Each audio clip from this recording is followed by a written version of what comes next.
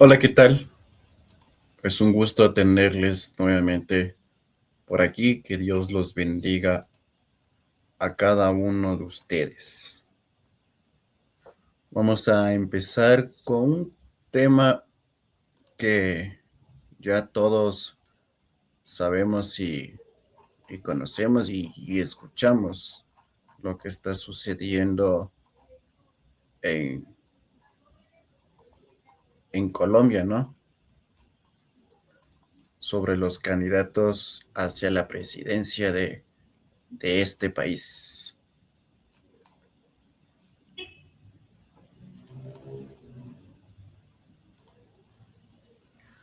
Como todos sabemos, Colombia está próximamente a elegir su nuevo gobierno, su nuevo mandante y su nuevo vicepresidente.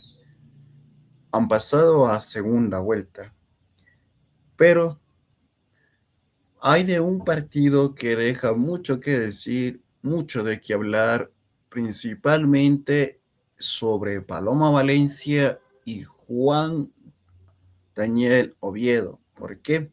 Porque por una parte dice Paloma Valencia que es provida, que defiende la vida, la familia y los valores. Pero por otra parte tenemos a Juan Daniel Oviedo, quien está a favor de que las parejas del mismo sexo puedan adoptar niños, pero recordemos que Juan Oviedo es gay y aparte tiene como pareja tiene a un hombre. Entonces, veamos a continuación lo que nos dice aquí. Paloma Valencia y Juan Daniel Oviedo mostraron fuertes diferencias, entre ellas la adopción por parejas del mismo sexo. Soy una defensora de la familia. La dupla, respaldada por el Centro Democrático, el cual es su partido, mostró posturas divergentes sobre la justicia transicional, derechos de familias diversas, legalización de drogas y educación, aunque se comprometieron a buscar consensos bajo un enfoque de pluralidad. Han pasado 3 días desde que la candidata presidencial Paloma Valencia anunció quién sería su coequipero para la primera vuelta que se avecinía el 31 de mayo del anterior año. Y aunque desde el principio han expresado las diferencias que existen con su fórmula vicepresidencial, una nueva entrevista del nuevo equipo aspirante a la presidencia profundizó sus diferencias sensibles como la familia.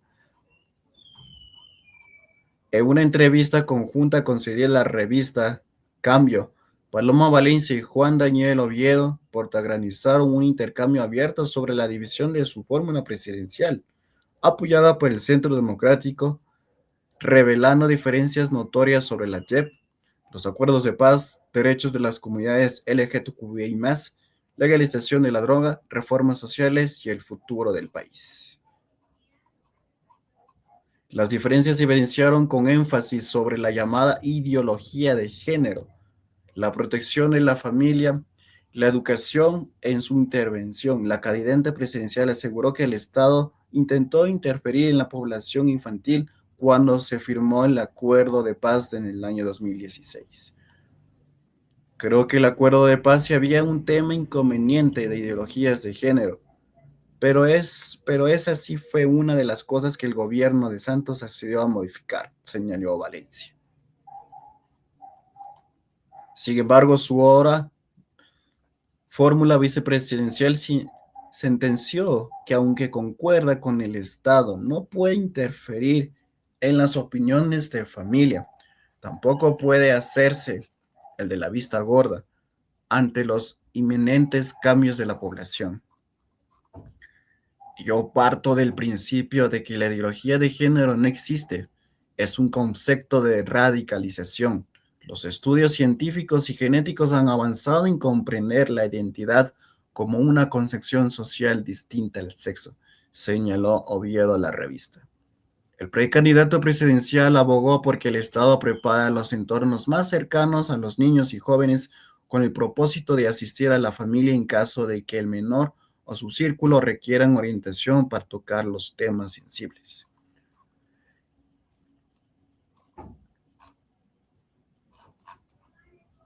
Debemos preparar a los docentes y a los directores para que cuando vean este tipo de excepciones las puedan gestionar, hablarlas con los padres e invitarlos a una conversación. No se debe adoctrinar o ideologizar, pero hay que hacer un acto de conciencia para buscar cómo el Estado les muestra a los padres que si no se saben, al menos tienen con quién hablar ese tema, señaló Oviedo. Sin embargo, el momento de tensión entre la nueva fórmula presidencial se evidenció frente a la adopción para parejas del mismo sexo, especialmente cuando el Partido Centro Democrático ha definido la figura de familia tradicional desde el Congreso. Yo no estoy de acuerdo con la adopción gay. Me cuesta, pero lo digo claramente. No estoy de acuerdo porque creo que ahí prevalece el niño, señaló Paloma Valencia.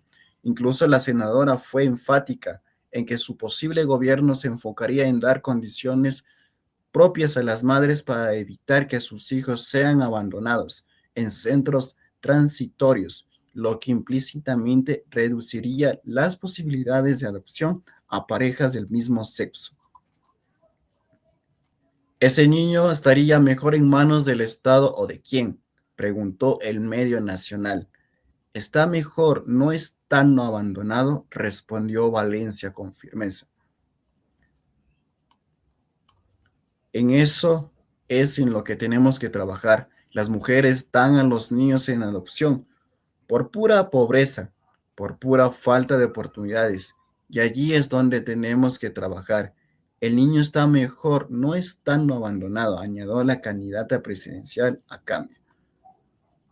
Por parte, Juan Daniel Oviedo aseguró que aunque no concuerda con la posición de Valencia, mantiene la certeza de los avances que el Estado ha presentado en materia de derecho para parejas LGTB y más, incluida la adopción que está habilitada en el país.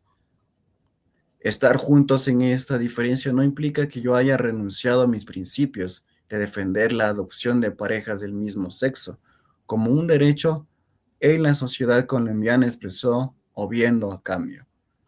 Sin embargo, advirtió que un hipotético caso en el que Valencia promoviera un proyecto de ley retroceder en derechos a la población LGTBI más sería tomado como una traición a la alianza entre ambos. Yo creo que sentiría una puñalada, porque ella sabe que tenemos una diferencia sobre esto y hay que una apreciación alrededor de los derechos que tenemos las personas con orientación sexual diversa de poder hacer nuestra vida plena. Y creo que va a ser muy difícil que este tipo de proyectos sucedan, señaló Oviedo. Entre tanto, Valencia insiste en que aunque no está de acuerdo con la adopción homosexual, su trabajo se enfocará en limitar las capacidades del Estado para entrometerse en la formación de los menores frente a temas que consideran netamente familiares. No de la familia tradicional. Lo que digo es que a mí no me gusta que el Estado se meta con tus niños, que les enseñe política ni ningún tipo de ideología. Esos asuntos son de tu patria potestad, de tu ejercicio como papá. El Estado no tiene por qué decir ni la filiación política, ni la sexualidad, ni tiene que por qué meterse en temas que a mí me parece que son internos de la familia, indicó Valencia a cambio. Estos son temas muy difíciles. He estado en el Congreso en esas discusiones. Soy una defensora de la familia, añadió.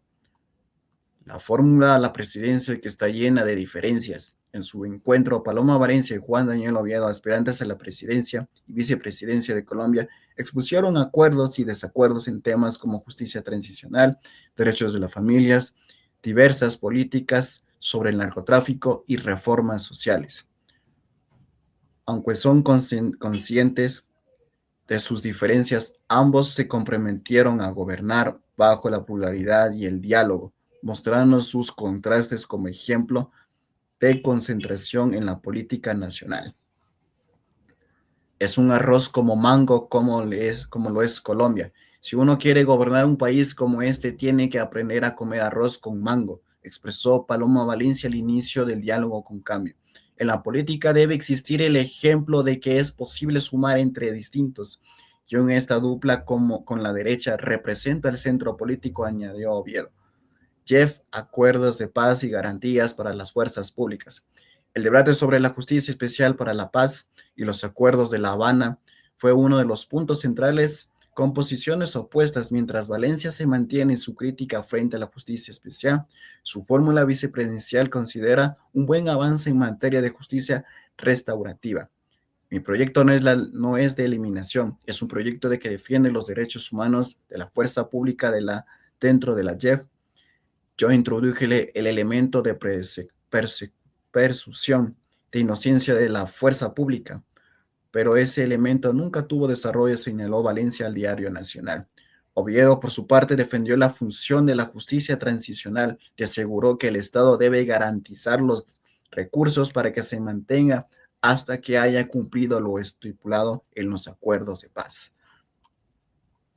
El objetivo de este sistema de justicia transicional, si bien es temporal y no puede ser permanente, no debe estar sujeta a una opinión política que diga que que no se va a renovar sin saber qué ha pasado. Necesitamos que todos los recursos económicos e institucionales que requiere la JET estén disponibles para que sea efectiva y de evidencia de rendición de cuentas, comentó Oviedo. Ambos coincidieron en que los debates deben darse en el momento adecuado y que las soluciones requieren escuchar y de gradualidad, comprometiéndose con víctimas y fuerzas públicas en su gestión. Posturas sobre la legalización de la droga y la industria del cannabis. Consultado sobre la legalización y de la droga y la industria del cannabis, Oviedo defendió la iniciativa que ya se ha hundido un par de veces en el Congreso de la República.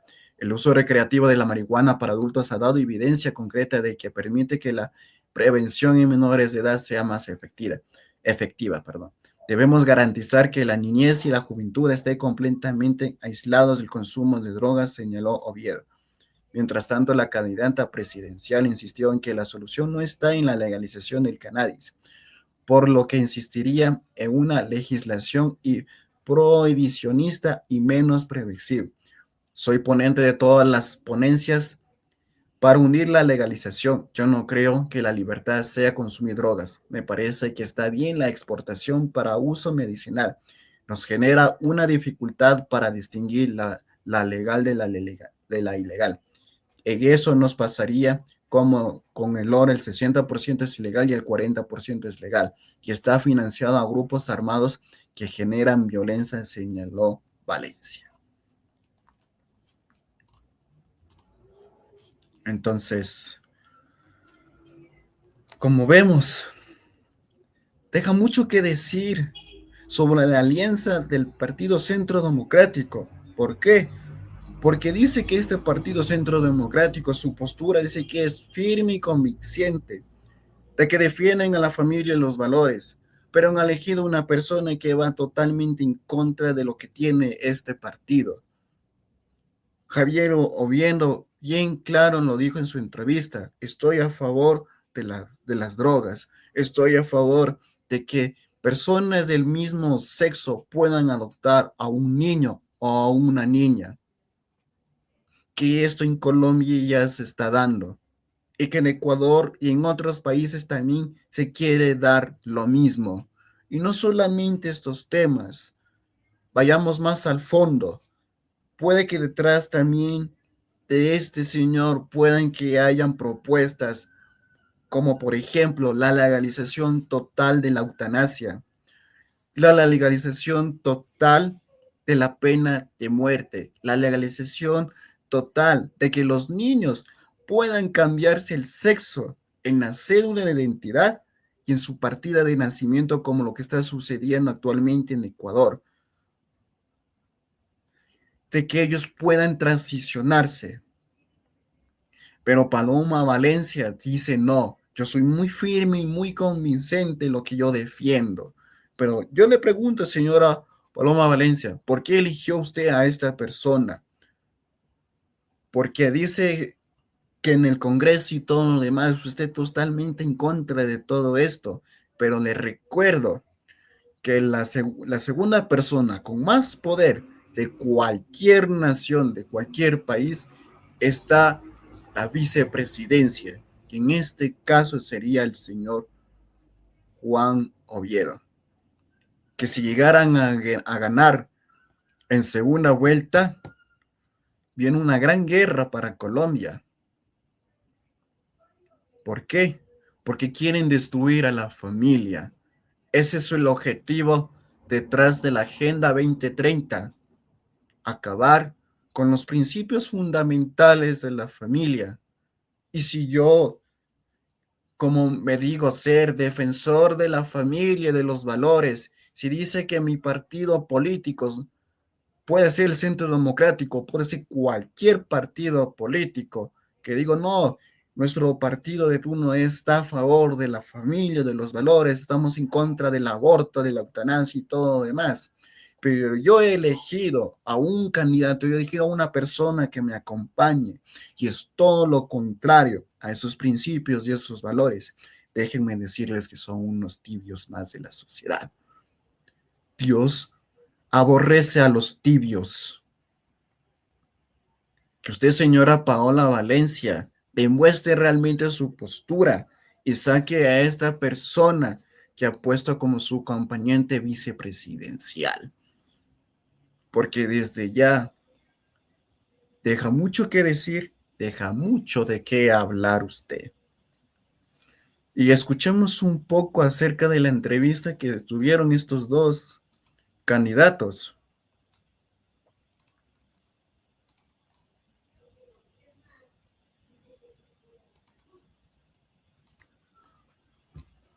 Escuchemos lo que dicen, que yo no me estoy nada de aquí, me estoy inventándome.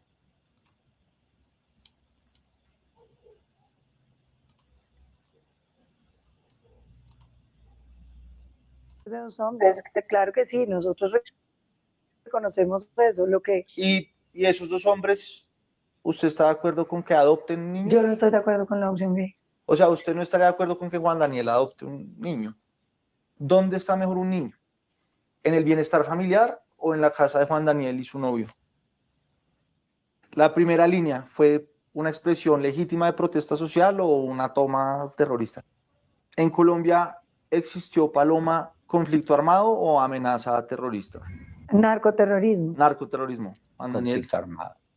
Gaza, genocidio, ¿usted no lo califica así? No puede ser posible que a Colombia la salve una mujer y una gay. Entonces, Pero va a ser maravilloso. La forma de sumar entre distintos no es necesariamente en lo que nos une, sino en reconocer que tenemos cicatrices o diferencias que no pueden impedirnos que tengamos un propósito común. Que el propósito común. Si Juan Daniel y yo no somos capaces de planear un futuro donde él quepa como es y yo quepa como soy, Colombia tampoco.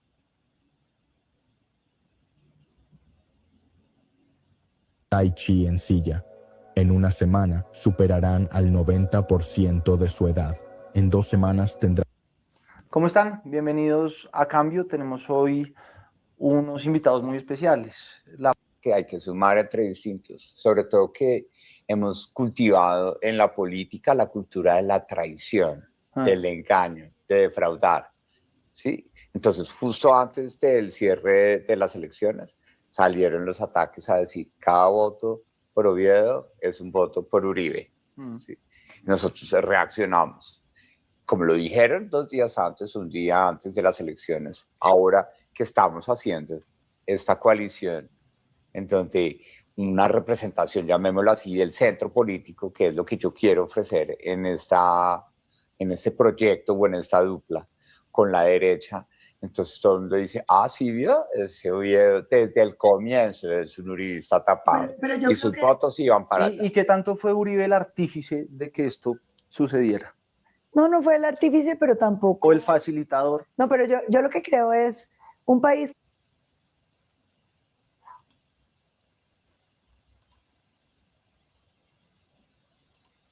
Digamos que podemos entendernos muy bien en el diálogo, pero ya cuando se trata de gobernar no significa que tengamos que intercambiar posiciones. podemos cada uno dentro de nuestra Claro, pero el Yo 7 de creo- agosto, yo- el 7 de yo, agosto, Federico, Paloma, hay no, que hacer yo te voy algo. a decir Entonces yo qué quiero es lo que entender qué es lo que Yo te se voy va a explicar plantear qué ese día. pasa. No sabemos qué pasa. Que defiende los derechos humanos de la fuerza pública dentro de la JEP. ¿Usted está de acuerdo con que defendamos los derechos humanos de la fuerza De pública? todo el mundo, claro. Entonces, fíjese que si usted me dice, seguramente no. Ahora hay que sentarnos y mirarlo. Esta es una conversación que el país tiene que tener. Usted tiene que pensar que la JEP se diseñó como un tribunal de culpables. ¿Por qué? Porque iban a ir a guerrilleros que todos, hasta el más bueno, había cometido delito de rebelión, ¿cierto? Eran todos, sí, todos tenían un delito. Por eso era un tribunal de culpables. Pero mucha fuerza pública que estaba judicializada en la justicia ordinaria prefirió irse a la JEP no porque fuera culpable, sino porque las condiciones de juzgamiento con DIH eran mejores. La crítica que tenía el expresidente Uribe decía, los militares van a tener que reconocer cosas que no hicieron. Para poder salir. Claro. Entonces, ese hueco, Federico, se formó en unas negociaciones que yo hice en el gobierno Santos. Porque la verdad, la JEP nunca estuvo diseñada para decidir sobre la culpabilidad de alguien. Yo introduje el elemento de presunción. Escucha a través del cual se hace un recuento del conflicto para entender cuál es, por ejemplo, que alrededor de la JEP hay unas institucionales y económicos suficientes para... Pues van a ser unas manifestaciones. ¿Cuál es el compromiso que tenemos Juan Daniel y yo? Pues escuchar y tomar decisiones. Y sobre todo tomar una oportunidad, perdón, un apellido. Y vamos a... Me gané el apellido santista por preguntar por la paz. Claro, y a la gente que dice Juan Daniel se entregó o Paloma se entregó, no, de la derecha en la época del acuerdo para criticarlo era esto es lo que dice Paloma, uno no puede promover eso, ¿sí? Pero lo que uno no puede confundir es que hablar claro de eso sea un problema y sea una ideología, porque por hablar claro de eso, hoy yo soy el promotor, supuestamente por las bodegas y los movimientos cristianos, de las transiciones de género y de menores la de edad, de género. Lo cual no es. Y quiero interrumpirlo muy brevemente porque Juan Daniel dice que no existe, pero para Paloma, la ideología de género, ¿qué es? Si tocara definirla muy concretamente. Es cuando, además de atender lo que dice Juan Daniel, que es cómo uno logra crear entornos escolares seguros para que un niño que tiene una identidad de género diversa pueda estar seguro, tú decides que la manera de hacerlo es generarle la pregunta por su identidad de género a todos los demás. Ajá. Eso es lo que yo llamo ideología de género. Es cuando tú le dices a un niño que no está teniendo ninguna manifestación, es que tú no sabes si tú eres niño o niña. Tú tienes que pensar qué vas a hacer. Le complejizas un problema que ese niño no tiene. Esas cartillas que, digamos, y yo entiendo, digamos, la intencionalidad. Eso me suena un poco, Paloma, como a la frase de Juan Daniel de que hay un miedo de que nos van a mariquear el partido. ¿No? No, porque es que son niños. Yo, en términos de partido y eso, me parece que no tiene... Pero digo, ¿a uno lo pueden mariquear, Juan Daniel? No, pero entonces, ¿qué es lo que pasa? Pero yo pienso que esas no son, digamos, es que no es, la pregunta no es si te pueden, y no me gusta la palabra, si te pueden... La uso porque Juan Daniel la ha hecho famosa. Pero yo diría, el tema no es ese. El tema es que esos son asuntos que trata tu familia, no el colegio, ni el Estado. Esa es mi posición. Y es ahí donde la conciliación y lo que hemos podido hablar es, a pesar de que existan esas diferencias, porque no las vamos a cambiar, y existe una discusión global alrededor de la existencia de la ideología de género, tanto es así que existen movimientos extremos que dicen que la Agenda 2030 promueve la ideología de género. Pero más allá de encontrarnos en esos puntos distantes, lo que uno sí debe tener claro es que debe preparar a los docentes y a los directores de las instituciones educativas del país para que cuando vean ese tipo de excepciones las puedan gestionar y hablar con los padres e invitar a los padres a una conversación, que es lo que sucede con el sistema de escuela de padres y madres que existe por ley desde hace rato, pero nadie le para bolas. ¿Por qué? Porque existe un prejuicio digo yo con todo respeto, moralista de los papás que dicen, no, yo no quiero hablar de esas cosas con la gente del colegio. Yo soluciono estos asuntos con mis hijos. Pero ¿qué pasa? La evidencia de un estudio que hizo la Fundación Tirando por Colombia muestra que 2 de cada 3 padres de familia asienten que no tienen ni idea para poderle hablar de sexualidad a sus hijos. ¿Sí? Entonces, cuando uno dice, con mis hijos no se metan, tenemos que encontrar un punto medio lejos de, estoy de acuerdo, uno no puede adoctrinar, uno no puede ideologizar estas cosas y uno no puede normalizar estas excepciones. Hay que tratarlas con mucho cuidado, pero también hay que hacer un acto de conciencia que hay que buscar de forma respetuosa cómo el Estado le muestra a los padres de familia que si no saben, al menos tienen con quién hablar de ese tema para manejar. Pero es que yo creo que ahí, exacto, yo lo que diría es que una de las cosas que pasa es que pretenden como extender que todo el mundo, sí, como volver la regla general, tener una identidad de género diversa. Le denominan la apología. Apología. La apología, exacto. la diversidad sexual. Eso que nosotros llamamos la ideología de género, que es como la apología de, que es el estudio de Abigail, ¿cómo es que se llama? Se me olvidó el apellido, ahora lo ponemos, que es lo que está pasando en los Estados Unidos. Y es claro, usted tiene unos casos donde unos niños tienen una identidad de género diversa y usted tiene que estar listos para poder atender esos casos. Pero cuando usted hace la apología, que es lo que muestra el libro de ella, un montón de niñas empezaron a hacer transición de género, no porque tuvieran genéticamente eso, sino porque era chévere, porque les iba bien en redes, porque conseguían amigos. Y las consecuencias que eso tenía es que terminaban completamente destruidas en una transición que realmente no era de origen real. Y eso es lo que se ha denominado la ideología de género, que hace a la apología y que convence a un montón de niños de montarse en una cantidad de cosas que ni siquiera ellos están dimensionando que son, y que lo hacen porque es chévere en redes, porque tienen más amigos. Esa es la investigación de Abigail.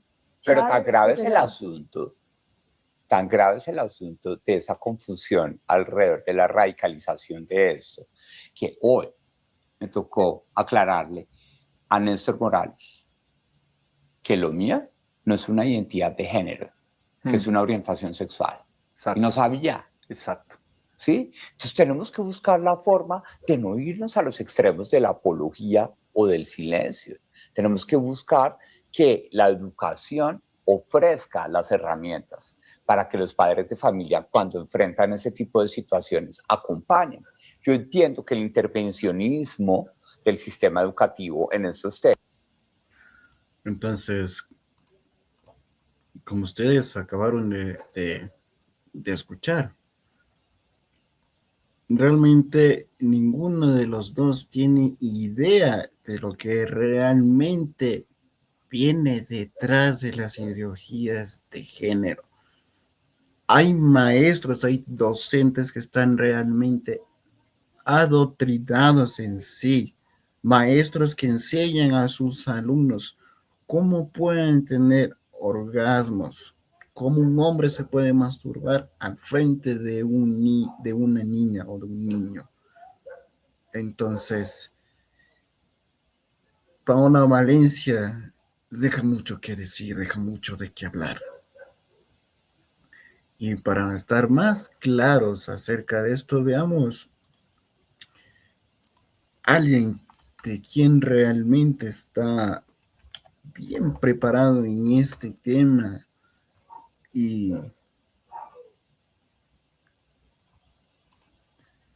nos explica acerca un poco de lo que hay detrás sobre lo que realmente conlleva la ideología de género y lo que pasa en Canadá y puede suceder no solamente en Colombia, sino también en Ecuador, que estamos con esto detrás de la sentencia que dictó últimamente la Corte Constitucional, que es algo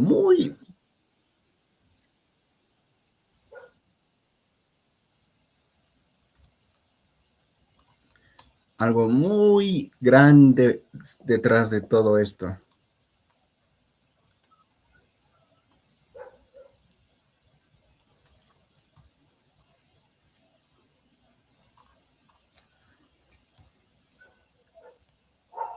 Que para eso debemos estar muy preparados, no solamente mental, sino psicológicamente. Debemos estar preparados en muchos ámbitos para hablar acerca detrás de las ideologías de género.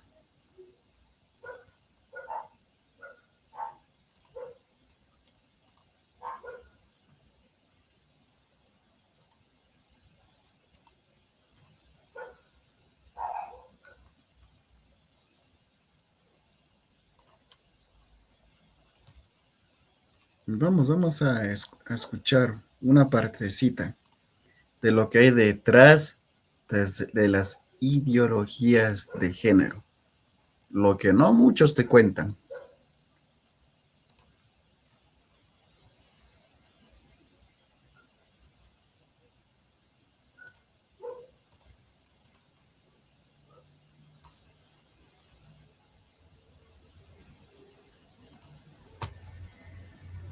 Ordenamiento ideológico político. Necesitan de un sujeto totalmente manipulable e inútil, mientras más ignorante mejor, un Pedro Sánchez o una Kamala Harris en los Estados Unidos, un Justin Trudeau en Canadá. ¿Cómo puede ser que Bill Gates, que ha producido Windows y Microsoft, y que el mismo Steve Jobs, creador del iPhone y del iPad, les prohibió a sus hijos tener iPads y iPhones hasta que sean mayores de edad? ¿Por qué es eso? Fíjate que es muy interesante cómo Netflix arruina las series. Una serie criminal de una mujer policía que tiene que descubrir el crimen de su hijo y de repente la abuela sale lesbiana. Tú dices, pero a ver, nunca vas a ver una vieja de 80 años que se está casando con otra vieja de 90 años, eso no existe en la realidad. O sea, aprendí muchísimo para desmontar que la ideología de género es una mentira. Es una ideología totalmente autodestructiva. No hay lugar para la familia, no hay lugar para el amor verdadero. Y lo peor de todo es que es un cinismo mortal. Si eres blanco y eres europeo, siempre serás criminal, por más antirracista e inclusivo que te quieras hacer. Es un cinismo que te lleva a la destrucción total. A la de 3.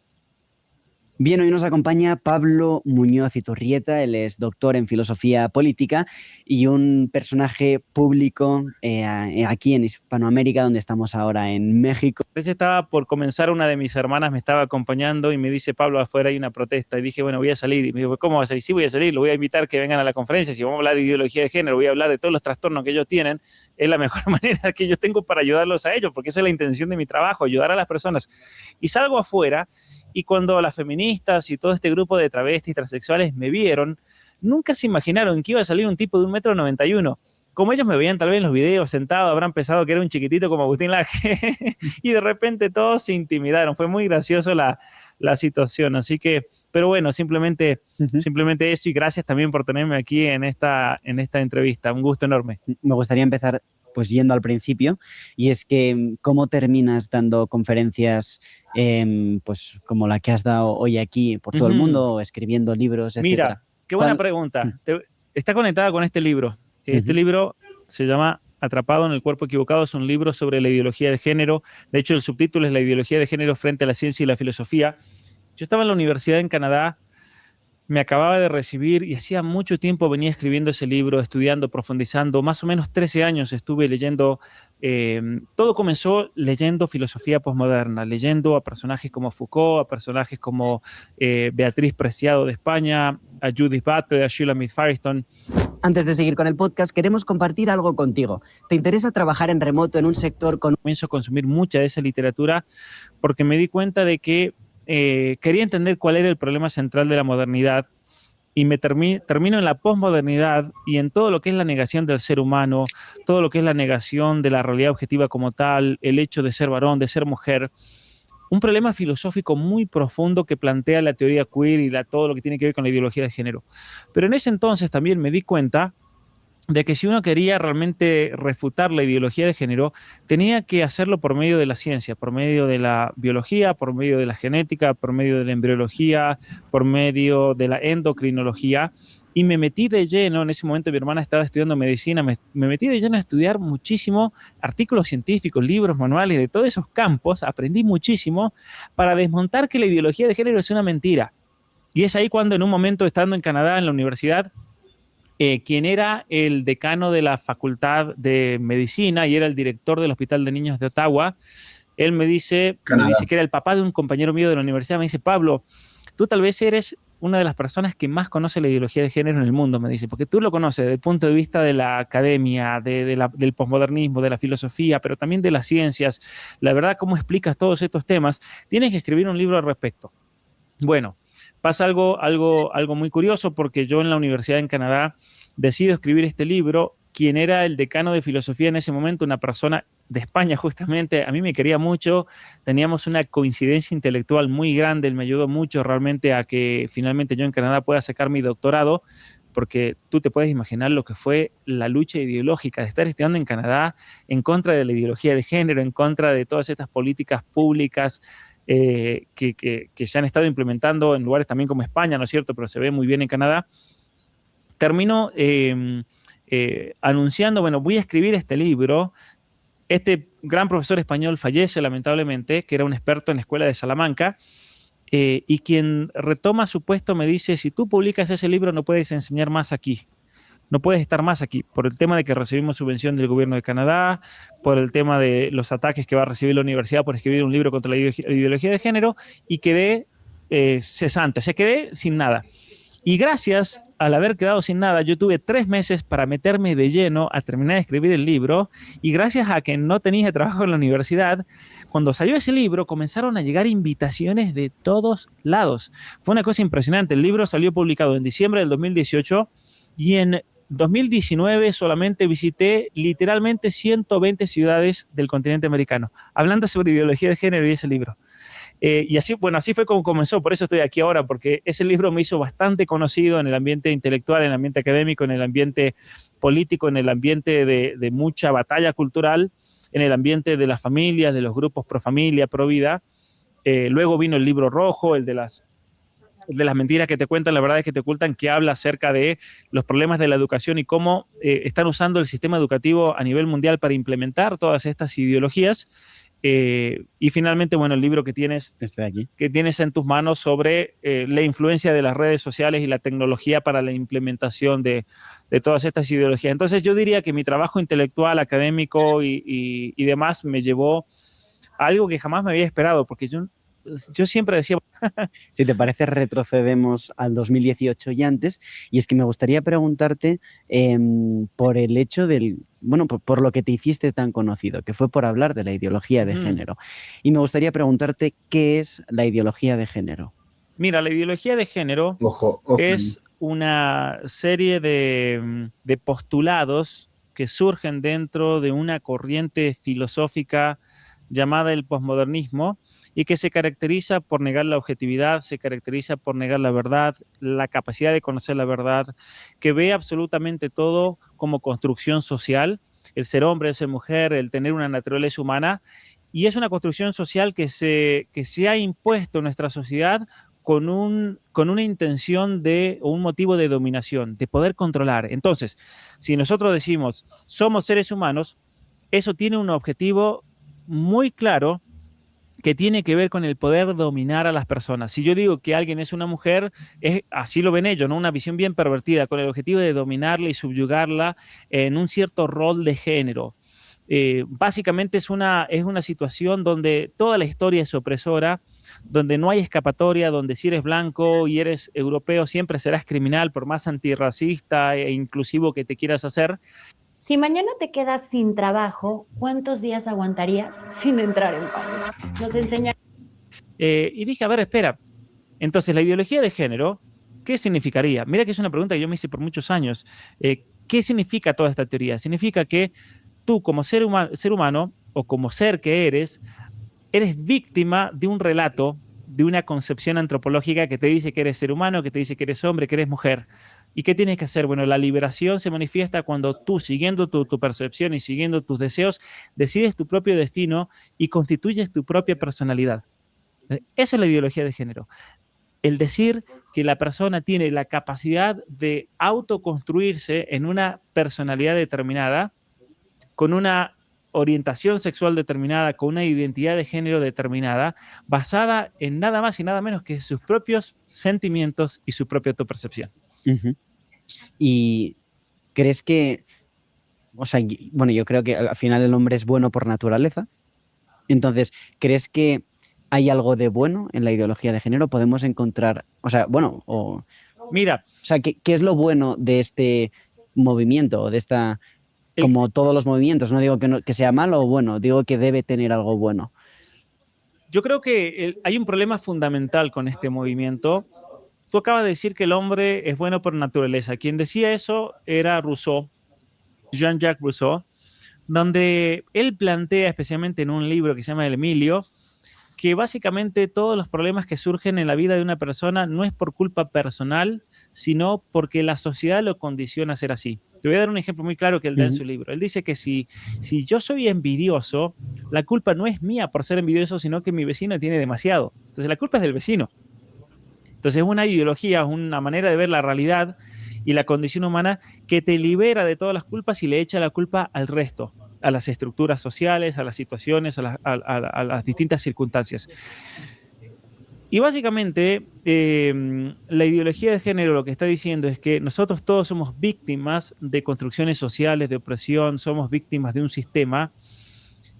Y esa manera de ver la realidad es una manera bastante pervertida de la realidad.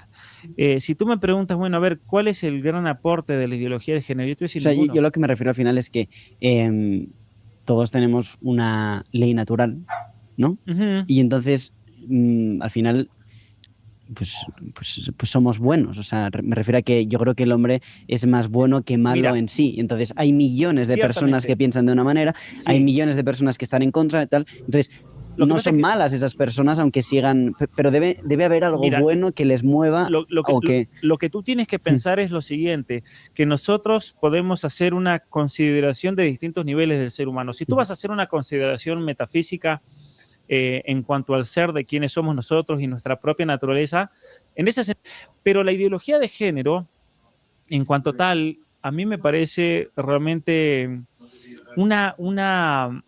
se entiende muy bien en relación a esta imagen del ser humano dotado de algo especial y como una criatura especial en lo que es la creación, lo que es la visión o el paradigma cristiano de eso, es mucho más dirigido a tratar de destruir la objetividad de las cosas. Por ejemplo, Beatriz Preciado habla de la revolución anal. ¿Qué significa eso? Significa que nosotros hemos caído víctimas de una imposición social que nos dice que el sexo es heterosexual. Entonces ella dice, lo que tenemos que hacer es igualar esa situación de desigualdad y reducir el sexo a la penetración anal.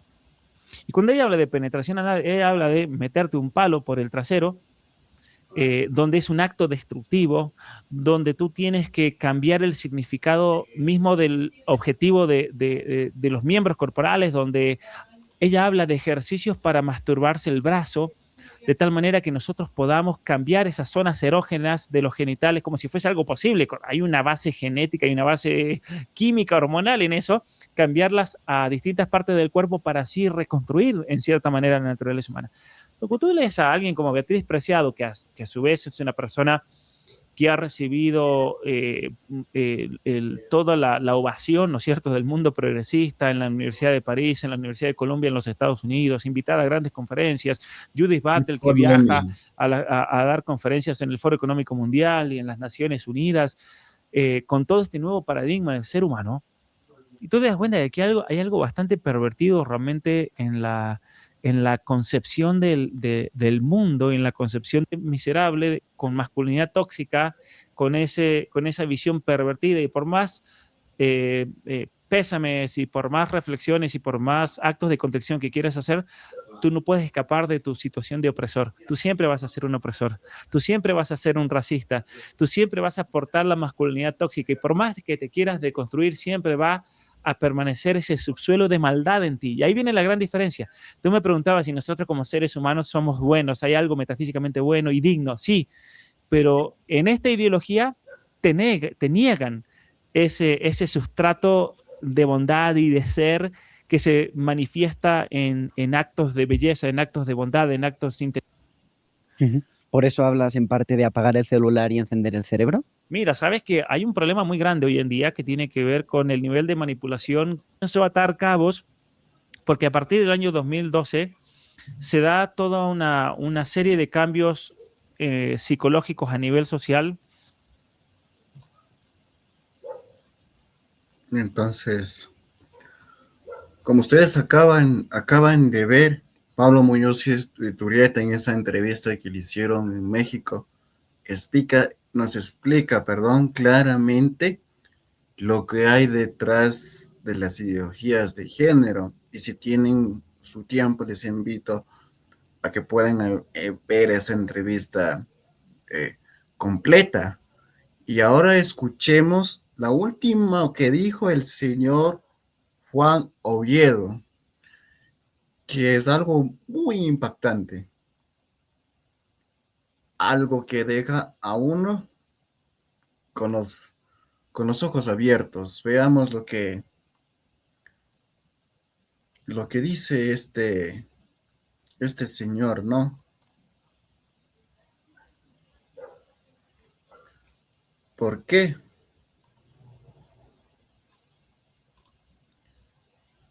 Porque nosotros no podemos estar a favor de una persona que promueve este tipo de cosas, que diga que a mí no me importa lo que diga el otro, sino me importa lo que digo yo, lo que yo quiero implementar para mi país. Entonces, deja mucho que decir, deja de mucho de qué hablar.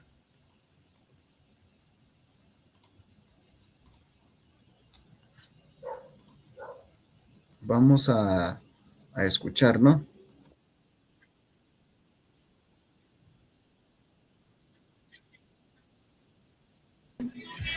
A Colombia le tiene que importar un comino que Paloma se oponga a la adopción de las parejas gay, porque hay que cumplir esa sentencia. Entonces, qué mejor que un maricas ya y de vicepresidente logrando que las cosas se cumplan.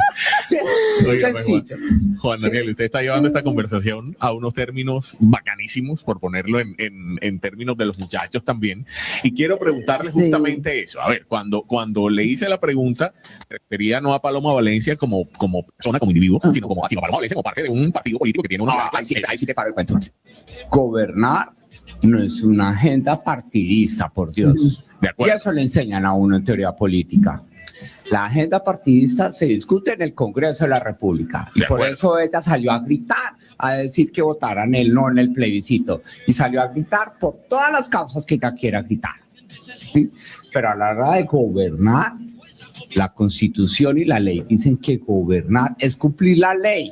No importa de qué partido usted venga, pero tiene que cumplir la norma y tiene que cumplir el equilibrio institucional. Para que vean. Él clarito lo dice, que le importa un comino lo que diga Paola Valencia. Entonces yo le pregunto, ¿qué hace ahí metido? ¿Por qué está junto con Paloma Valencia? Si dice que lo que está dentro de la Constitución colombiana se debe de cumplir. O sea que el día de hoy, si yo me quiero poner una peluca, yo voy afuera y digo, ¿saben qué? Todos los hombres deben utilizar peluca y todo lo demás, y que yo, como legislador colombiano, eso tiene que hacerse ley y punto. Y nadie me tiene que contradecir, porque si no, aquí se arma guerra. Entonces, colombianos, despierten, abran los ojos, porque esto no solamente sucede en su país, sucede en países como el mío, el cual los señores jueces de la Corte Constitucional le han dicho a los niños que pueden cambiarse el sexo en su cédula de identidad, y no solamente en la cédula de identidad, sino en el registro civil, que quiere decir en su partida de nacimiento, y que esto va a llegar próximamente a Colombia, y no solamente a Colombia, sino próximamente en otros países del mundo, el cual esto ya sucede en Canadá, esto ya sucede en España. Entonces, hay que abrir los ojos, hay que tomar conciencia de quién nosotros ponemos al frente de la nación, a quién vamos a poner de gobernantes dentro de nuestra nación. Si vamos a poner realmente a un tibio, a un progre, o vamos a poner realmente quien esté dispuesto a aparecer al frente, a no tener miedo, a defender realmente a la familia, a los valores, principalmente a los niños que están siendo vulnerados por políticas absurdas y de basura que quieren lavarles bien el cerebro y decirles, no, el día de hoy tú no te llamas Daniel, el día de hoy tú te vas a llamar Verónica y no hay quien te lo imponga. Abramos los ojos, tomemos conciencia, porque esto afecta a todos nosotros. Y no solamente está detrás de esto, de las cirugías de género, sino también dice el señor Oviedo que se puede legalizar en sí el consumo de cannabis, el cual también en Ecuador está lo mismo. ¿Qué quiere? Que todos andemos por las calles drogados y todo lo demás. No son leyes creadas para sacar adelante a un país o a una nación, no. Son leyes que crean ellos mismos para su propio beneficio y su propio bolsillo económico y todas las personas que les rodean en general. Y si nosotros tenemos miedo de hablar de estos temas, seremos alguien más del montón. Abramos los ojos y tomemos conciencia de quién vamos a poner realmente al frente. Si vamos a poner a alguien que diga, no, está bien que dos hombres y dos mujeres adopten a un niño o a una niña. O que diga, no, está bien que todos consumamos cannabis y todo lo demás. Estamos realmente equivocados. Es el momento de abrir los ojos, de tomar conciencia de qué queremos para nuestro futuro, no solamente el futuro de Colombia, sino el futuro del mundo, porque eso afecta a todos. ¿Por qué a todos? Porque hay personas que han emigrado a ciertos países y que viven dentro de esas naciones, que forman nuevas familias dentro de esas naciones. ¿Y qué quieren? Que el día de hoy, dentro de los colegios, les enseñen este tipo de cosas, les laven bien el cerebro a sus hijos y que vengan a decirnos, no, ¿sabes qué, mami? En el colegio me dijeron que ya no me llamo Daniel, que el día de hoy yo me voy a llamar Verónica y que no hay nadie quien se oponga. Y que si los padres de familia se oponen a que sus hijos sean adoctrinados, a que sus hijos inicien tratamientos de transición y de hormonización, son unos locos, son unos depravados mentales. Y Paola Valencia, señor, usted realmente es un hipócrita más. ¿Por qué? Porque si usted realmente dice defender todo lo demás, demuéstrelo y deje a un lado con su señor Juan Oviedo, que es todo lo contrario a lo que usted tanto dice hablar, defender y su postura no lo demuestra. Y también al respecto de esto se ha pronunciado un religioso, también se ha pronunciado al respecto de esto. Veamos lo que dice, ¿no?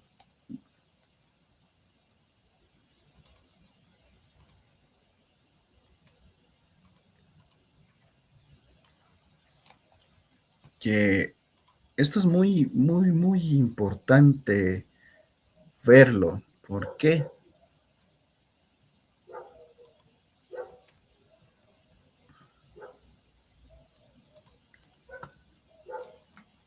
Porque esto es deber de todos, hablar y todo lo demás. No solamente se trata de que yo me oponga, de que yo me quede callado, no, es un deber moral, un llamado para todos, de todos.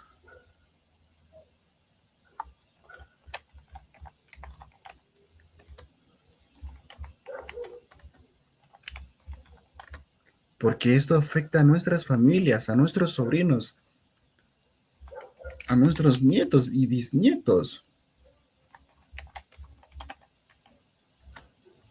Y si ustedes se quedan en silencio, si ustedes hacen caso omiso, pues mañana será demasiado tarde, porque sus hijos serán adoctrinados, sus hijos serán manipulados por el Estado y no podrán hacer nada. Pero si ustedes abren los ojos y toman conciencia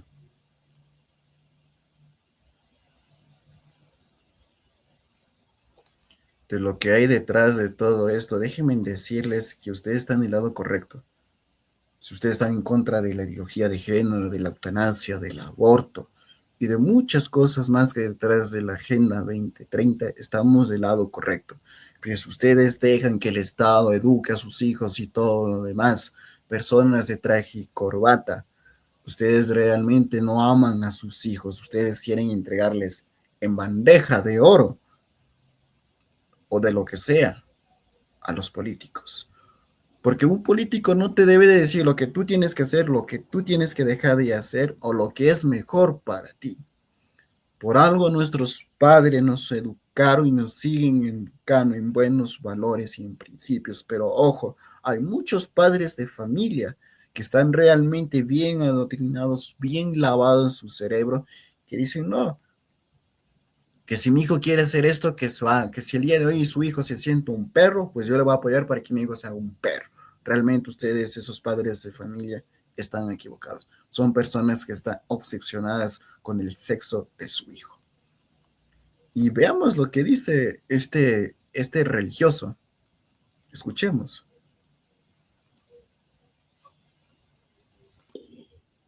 No, te estoy hablando desde el punto de vista. ¿Cómo es posible que una candidata va a nombrar a un homosexual de vicepresidente? No, yo estoy hablando desde el punto de vista moral, no desde el punto de vista discriminatorio. Todas las personas merecemos respeto y merecemos apoyo por ser humanos. Pero desde el punto de vista moral, nosotros los católicos tenemos que tener un comportamiento moral. Y eso la Iglesia tiene que proclamarlo. A nosotros no nos pueden callar la boca por eso. ¿Cómo es posible que católicos están apoyando una parranda de corruptos, por ejemplo? El mundo está mal, ciertamente, la sociedad está mal, la salud está mal aquí en Colombia, la educación está mal, las vías de comunicación malas, todo eso. Pero por culpa de los buenos, porque nosotros seguimos escogiendo personas que son corruptas. Y tenemos una idiosincrasia corrupta, la mentalidad, no de todos, pero la mentalidad de la mayoría del pueblo colombiano, no todos, es una mentalidad corrupta. Para que vean. Yo no me estoy inventando, ahí está. Ojo, los que son católicos y que yo también soy católico. Un católico, cristiano y romano y apostólico, no puedes votar por un candidato, no puede apoyar y defender a un candidato que promueva la homosexualidad, que promueva el aborto, que promueva las cirugías de género, o apoyar un candidato que su acompañante sea un promotor de lo que ya mencioné anteriormente. Eso es ser uno más de ellos, ser parte de esa bola de depravados mentales. Nosotros como católicos debemos de investigar, no solamente por ser católicos, sino en general. Debemos de investigar si esa persona está a favor de la vida o está a favor de la muerte, si esa persona promueve las cirugías de género o no las promueve, si esas personas promueven las cirugías de género, la eutanasia, la pena de muerte, entre otras cosas más. Es el momento de despertar, es el momento de tomar conciencia. Y con esto termino. Queridos colombianos, cuiden a sus familias, cuiden a su pueblo, a las futuras generaciones que vendrán después de cada uno de nosotros, porque el objetivo principal del siglo XXI es terminar con la familia. Es que los políticos que están dentro de la nación, decirles, tú tienes que hacer esto y no hay quien te lo ponga.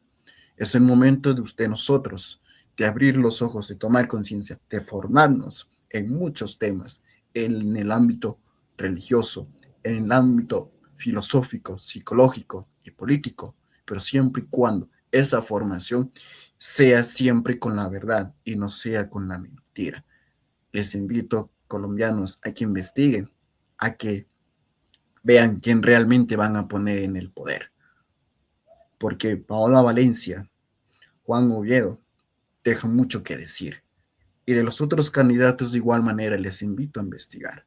¿Qué hay detrás? ¿Qué es lo que promueven? ¿Qué es lo que apoyan? ¿Qué es lo que quieren para su país?